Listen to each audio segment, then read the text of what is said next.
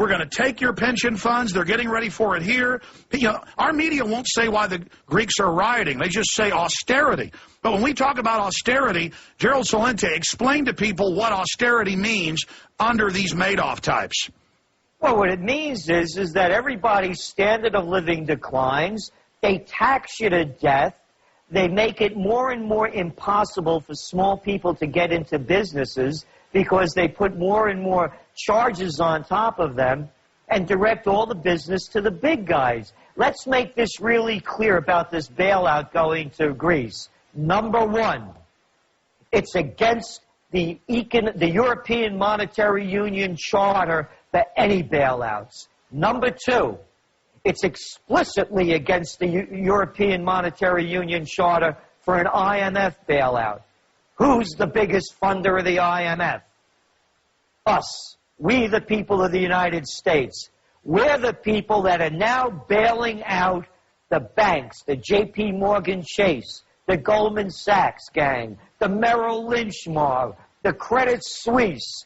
Where is all this money going to? It's going to the bankers. Number one, it's against the European Monetary Union. And number two, now we're footing the bill so these guys can get bailed out. What you're seeing happening in Greece with the people taking to the streets is going to happen worldwide. I want to make this very clear because, Alex, this is going to lead, one of the elements leading to the Great War.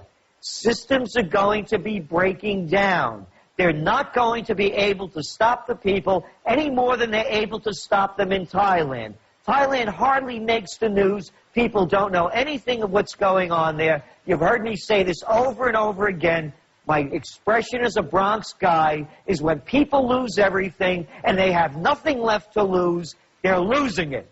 And they're going to be losing it against the red carpet crowd who believe that they are the entitled people, that they can fix everything if only you give them anything, everything.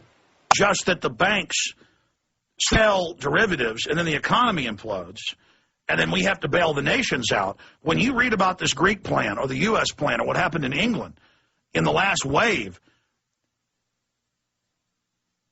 our money then goes to the banks. Gerald, you got cut off. We're going to break, but start answering the question about how we loan them our money to loan back to us.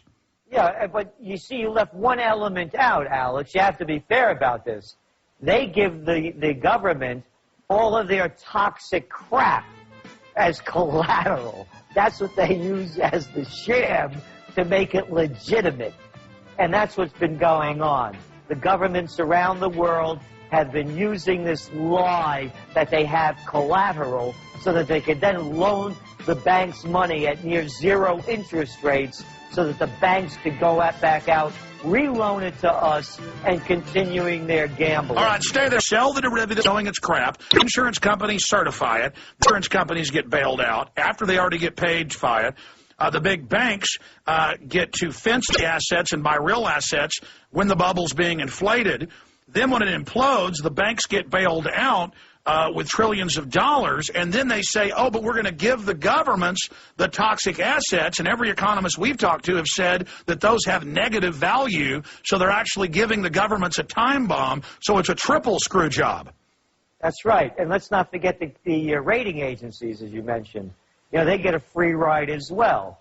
They're getting paid to rate the junk, and they rate the junk excellent. You can't get away with this in real life. And I've said this over and over again.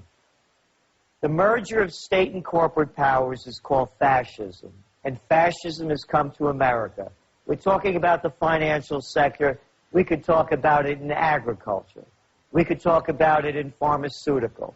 We could talk about it in retail. Every sector of this country is controlled by a handful. What is it, Alex?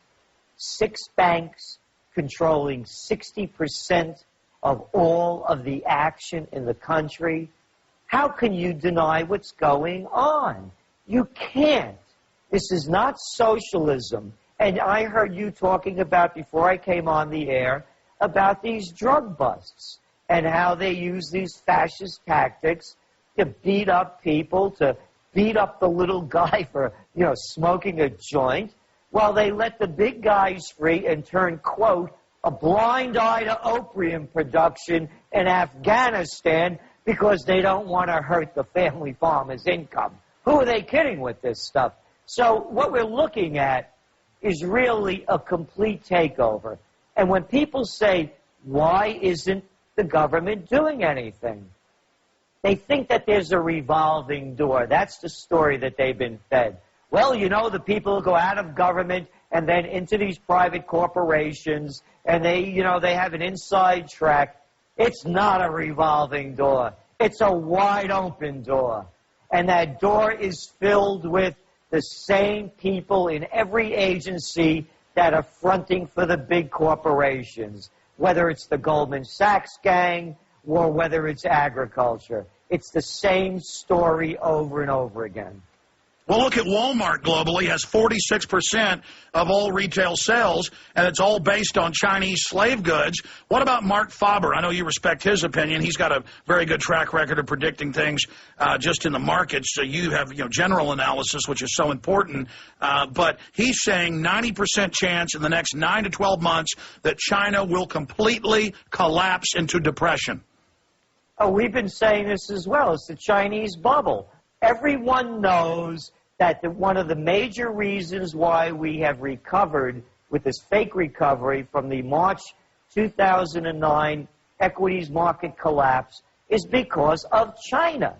And China has dumped in nearly $1 trillion worth of money, plus they're loaning out money all over. They have a huge housing bubble going on there.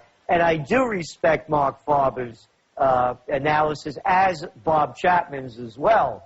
And Faber's right on the money with this, because there's another problem going on in China. And again, this is where we look at a bit differently than a lot of others, and that is the social unrest. They've had over 70,000 major riots and disturbances in China in 2009. They have to keep their 1.2 billion people happy, because if they don't, the whole thing turns to chaos.